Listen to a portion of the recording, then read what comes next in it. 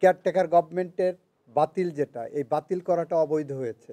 বাতিল করাটা অবৈধ হয়েছে, ওখানে উদ্দেশ্য পরিণত হয়েছে এবং ওনারা রেফারেন্স হিসেবে বলেছেন গত 3টি নির্বাচন কিভাবে হয়েছে, কিভাবে গণতন্ত্র নির্বাসিত হয়েছে, কিভাবে আইনের শাসন ভুলুণ্ঠিত হয়েছে, কিভাবে বিচার বিভাগ অ্যাফেক্টেড হয়েছে, কিভাবে সংবিধানের বেসিক স্ট্রাকচার আঘাতপ্রাপ্ত হয়েছে, সেই কথাগুলো ওনারা বলেছেন। এরপরে ওনারা বলেছেন সুতরাং কেয়ারটেকার সিস্টেমটাকে বাতিল করাটা ওনারা অবৈধ ঘোষণা করেছেন। একটা জায়গা ওনারা দিয়েছিলেন 44(2)তে সরকার ইচ্ছা করলে যে কোনো জায়গায় হাইকোর্ট বসায় দিতে পারবে, এটা অবৈধ। কারণ এটা 8th অ্যামেন্ডমেন্টের জাজমেন্টে ক্লিয়ারলি বলা আছে there shall be a high court division, there shall be a supreme court, there shall be the supreme court of Bangladesh. এই দি সুপ্রিম কোর্ট অফ বাংলাদেশকে আপনি ভেঙে চুরে টুকরা টুকরা করবেন আর সুপ্রিম কোর্ট এখানে বসে থাকবে, এটা মনে করার কোনো কারণ নাই।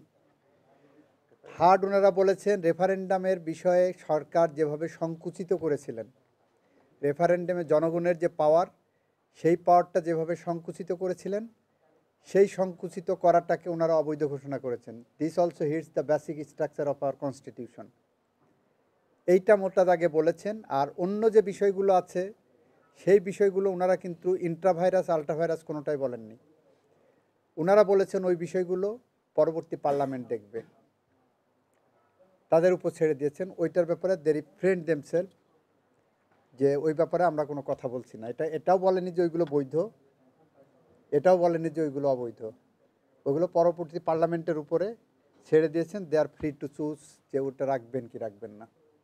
আর তত্ত্বাবধায়ক সরকার ব্যবস্থা বাতিল করাটা যখন কোর্ট বলছেন অবৈধ, দ্যাট মিনস ইন আদার ওয়ার্ডস তত্ত্বাবধায়ক সরকার সিস্টেম বৈধ। এটা হলো একটা ইন্টারপ্রিটেশন। দ্বিতীয় ইন্টারপ্রিটেশন হলো আপনি যদি 13th অ্যামেন্ডমেন্টের জাজমেন্টের কথা চিন্তা করেন, 13th অ্যামেন্ডমেন্টের জাজমেন্টেও ওখানে 7 জন আনঅ্যানিমাসলি বলেছিলেন তত্ত্বাবধায়ক সরকারের আন্ডারে অন্তত 2টি নির্বাচন হতে হবে। 7 জনের মধ্যে আবার পরবর্তীতে 3 জন পোল্টি মেরেছিলেন। জ্ঞানপাপী একজন জাজ ছিলেন, খায়রুল হক নাম। উনি মূল জাজমেন্ট থেকে ডেভিয়েট করে 17 মাস পরে, এই আইন আসার পরে, এই আইন জাজমেন্টটা দিলেন এই আইনটা পাশ হওয়ার আগে, জাজমেন্ট রিলিজ করলেন এই আইন আসার 17 মাস পরে।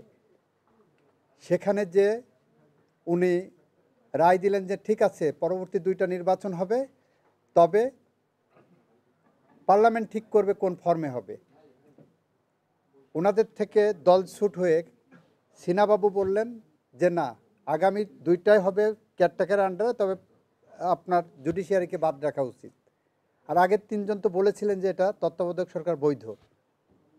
খায়রুল হক সাহেবের সাথে তাল মিলালেন ওই যে আর একটার নাম কি যেন বলে, আরে জুডিশিয়ারিটা ধ্বংস করে দিয়ে গেছে, এই যে না না না, জুডিশিয়ারি ধ্বংস মানিক যতটুকু করেছে, আবার জুডিশিয়ারিকে ধ্বংসের পিছনে মূল অনেকগুলো দায়ের মধ্যে সৈয়দ মাহমুদ হোসেন নামে একজন জজ ছিলেন।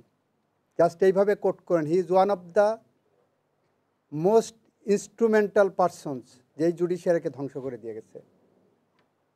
ওপেন কোর্ট, এইগুলো সাজা হওয়া উচিত। এইগুলোর কারণে আজকে বাংলাদেশে গণতন্ত্র নির্বাসিত, বাংলাদেশে মানুষ হত্যা হয়েছে, বাংলাদেশে খুন হয়েছে, বাংলাদেশে মানবতা বিরোধী অপরাধ হয়েছে, গুম হয়েছে, মৃত মানুষের বিরুদ্ধেও মামলা হয়েছে।